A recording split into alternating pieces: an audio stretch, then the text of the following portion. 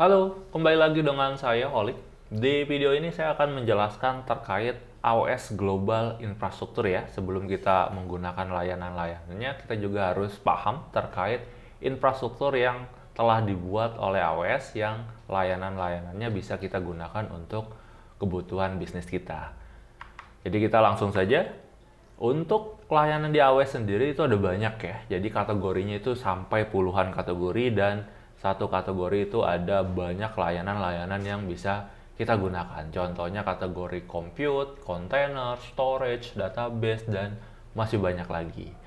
Ya, jadi kita tidak perlu tahu semua ini, kita tidak perlu paham cara menggunakan puluhan kategori ini, kita tinggal menyesuaikan saja layanan-layanan apa yang ingin kita gunakan untuk menunjang proses bisnis kita.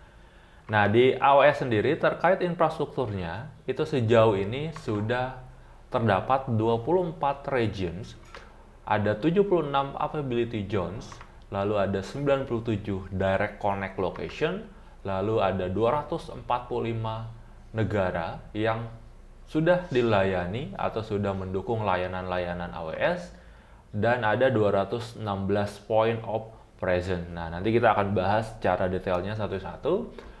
Nah, kita masuk ke region terlebih dahulu. Nah, ini ya, jadi region ini yaitu setiap region berada di lokasi geografis tertentu. Jadi region ini adalah wilayah, di wilayah tersebut itu terdapat pusat data. Jadi pusat data yang bisa kita gunakan, layanan-layanan di dalamnya bisa kita gunakan untuk kebutuhan bisnis kita. Jadi AWS menyebutnya dengan region ya. Jadi sejauh ini ada 24 region dan nilainya akan terus bertambah, termasuk nantinya akan ada region Indonesia. Nanti ya 2021 atau 2022 ya, nanti AWS akan membangun region di Indonesia. Setiap lokasi geografis memiliki sebuah klaster pusat data yang kita sebut dengan availability zones ya, atau AZ.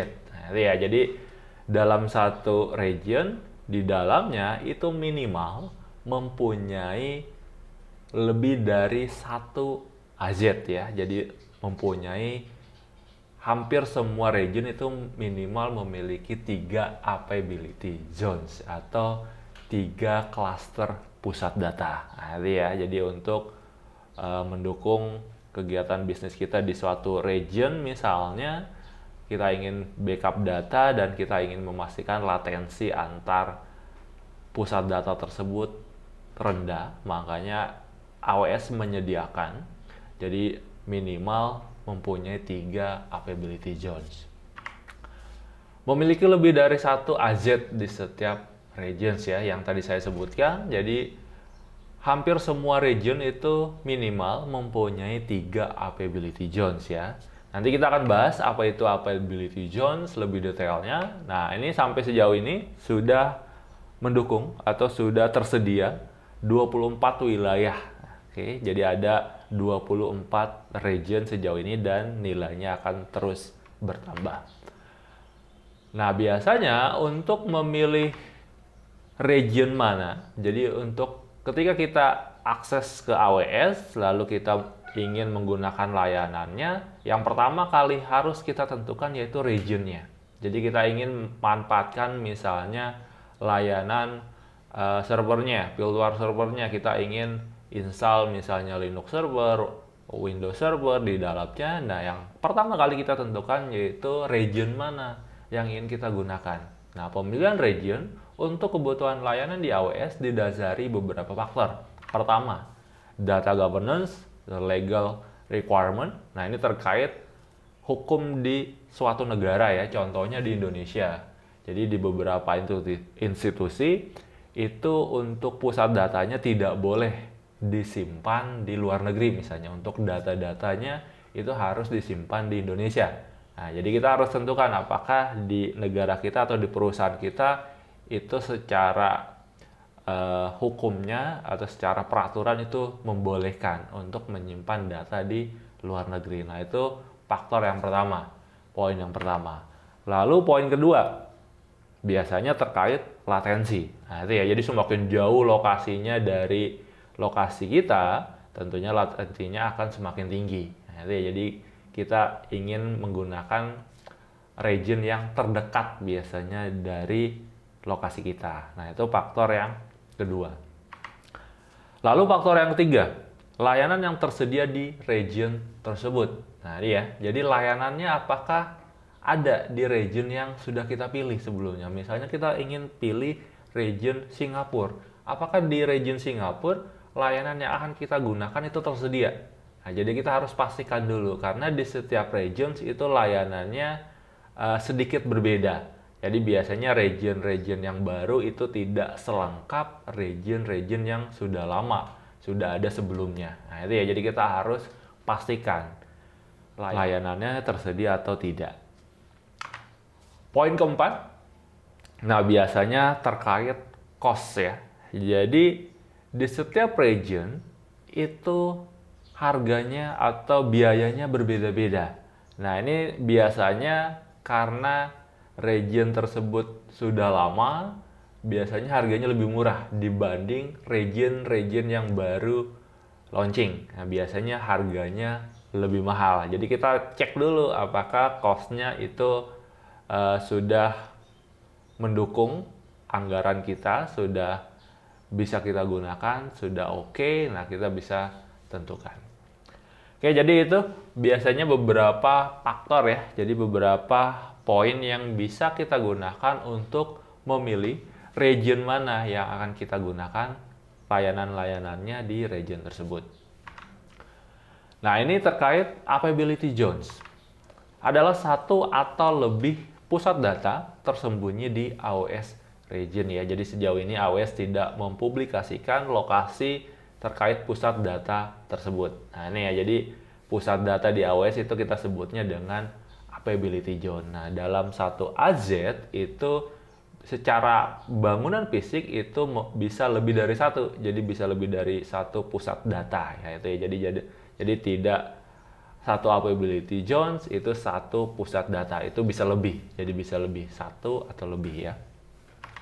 Lalu terletak di dalam area geografis AWS regions ya. Jadi dalam satu region Singapura, katakanlah kita punya 3 availability zones ya. Jadi di salah satu availability zones ya itu mempunyai lebih dari satu atau lebih data center. Nah, itu ya. Jadi seperti itu redundant power. Ya, jadi redundant power, jaringan dan konektivitas. Nah, kenapa kita sebut itu dalam satu regions? Karena secara power, jaringan, dan konektivitas itu saling mendukung. Misalnya kita ingin melakukan backup, misalnya backup dari satu AZ ke AZ yang lain, nah itu secara latensi itu sangat kecil atau sangat baik ya. Jadi kita tidak secara konektivitas dari lokasi kita itu sangat mendukung. Sejauh ini sudah tersedia 73 availability zones ya, dan nilainya terus bertambah. Oke, jadi itu terkait AWS regions dan juga availability zones. Nah, ini contohnya. Jadi ini contoh penamaannya ya. Jadi contoh penamaan terkait region dan juga AZ di AWS Cloud ini. Jadi ini contohnya ada AP Southeast 1A. Jadi AP ini kita sebutnya dengan areanya. Oke, jadi ini singkatan dari Asia Pasifik. Oke, lalu Southeast, nah ini jadi di bagian sub areanya, ini kita sebutnya sub area. Lalu 1A ini nomor availability zone-nya ya. Jadi dalam satu region, misalnya region AP Southeast ini, itu ada 3 availability zones. Nah, ini kita seperti ini contohnya. Ketika ada 3, jadi AP Southeast 1A, AP Southeast 1B, dan AP Southeast 1C. Nah, ini ya, jadi ini dalam satu region, di region tersebut itu ada 3 availability zones ya. Jadi yang membedakan itu A, B, dan C-nya. Jadi ini contohnya. Nah, ini ya, jadi yang tadi AP Southeast, jadi itu region Singapura, oke, berada di area Asia Pasifik ya. Jadi di sub areanya itu Singapura, di Asia Tenggara.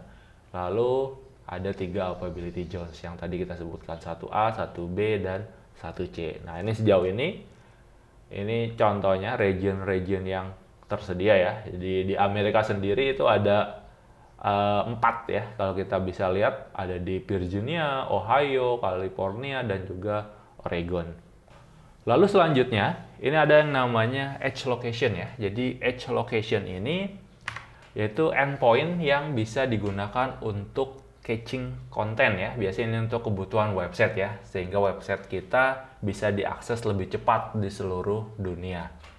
Oke, lalu digunakan pada layanan salah satunya yaitu CloudFront dan juga Route 53. Nah, ini ya, jadi beberapa layanan yang memanfaatkan edge location ini, sehingga ketika kita ingin akses suatu website yang disimpan di AWS itu bisa lebih cepat walaupun user-usernya berada di seluruh dunia ya, berada di lokasi-lokasi yang berbeda.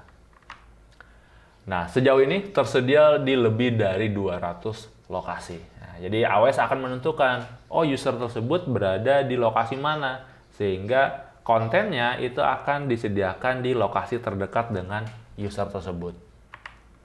Mengizinkan AWS menyajikan konten dari lokasi yang dekat dengan pengguna.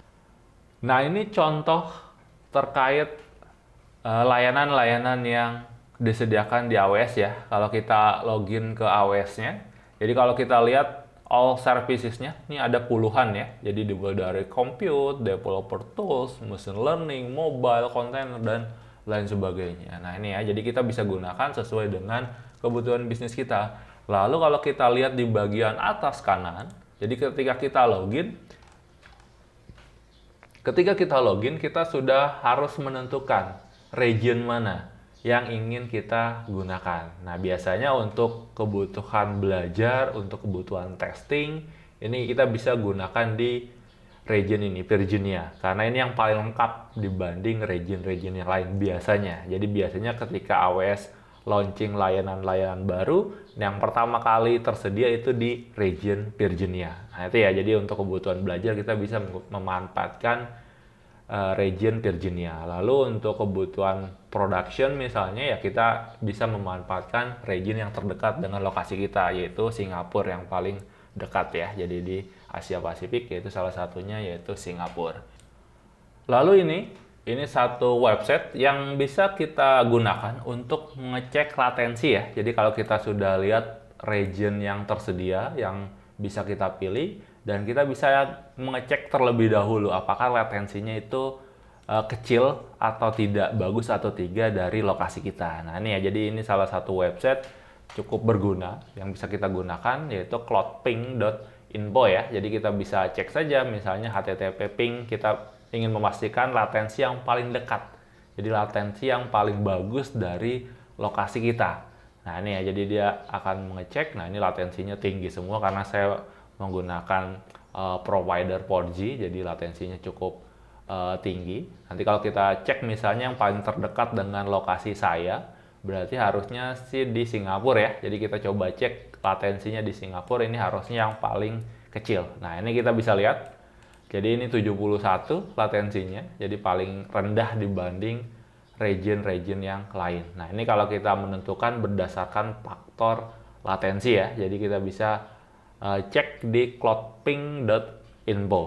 Oke, lalu nah ini website ini, jadi URL ini untuk mengecek layanan-layanan yang tersedia di masing-masing region ya. Jadi kita bisa akses ke alamat ini ya. Jadi ini kita bisa cek atau kita ketik saja di Google AWS Global Infrastructure. Nah, di dalamnya nanti kita bisa lihat layanan-layanan yang tersedia. Nah, ini contohnya di kawasan Amerika misalnya di Virginia. Nah ini hampir semua layanan di AWS itu tersedia semua di Virginia, tapi di lokasi yang lain itu belum tentu. Nah ini misalnya di Sao Paulo tidak tersedia Alexa for Business. Nah ini kita bisa lihat ya. Jadi kita bisa pastikan layanan yang akan kita gunakan apakah tersedia di region tersebut. Lalu ini juga website yang cukup menarik untuk melihat AWS Global Infrastrukturnya. Jadi bisa diakses di infrastruktur.aws ya. Jadi bisa akses ke sini. Nah, kalau kita bisa cek, oke. Nah, ini ya. Jadi ini global infrastrukturnya yang sudah dibangun. Jadi ini informasi-informasi yang disediakan oleh AWS, salah satunya region, availability zone, local zone, point of presence, network, dan lain sebagainya. Nah ini ya, jadi kalau kita cek misalnya untuk di Europe, nah ini ya di Spain, Milan, ini kita bisa klik saja region. Nah ini regionnya, nah ini penjelasannya terkait apa itu region. Oke, di Virginia, nah ini aja. Tampilannya kita bisa rubah seperti ini. Nah, ya, jadi kita bisa rubah seperti ini ya. Indonesia, nah ini masuk ya. Indonesia masuk coming soon. Nah ini ya, jadi Indonesia akan tersedia juga regionnya, tapi ini sekitar 2021 atau 2022 ya. Jadi kita tunggu saja. Yaitu region, availability zones. Nah ini ya, jadi availability zones ini penjelasannya. Jadi ini pusat data, lebih dari satu atau lebih ya pusat data di region tersebut. Nah ini ya, jadi ini untuk memahami terkait global infrastruktur, kita tinggal akses saja di infrastruktur.aws. Oke, jadi seperti itu video dari saya. Semoga video ini bermanfaat. Oke, sampai ketemu lagi di video selanjutnya. Terima kasih.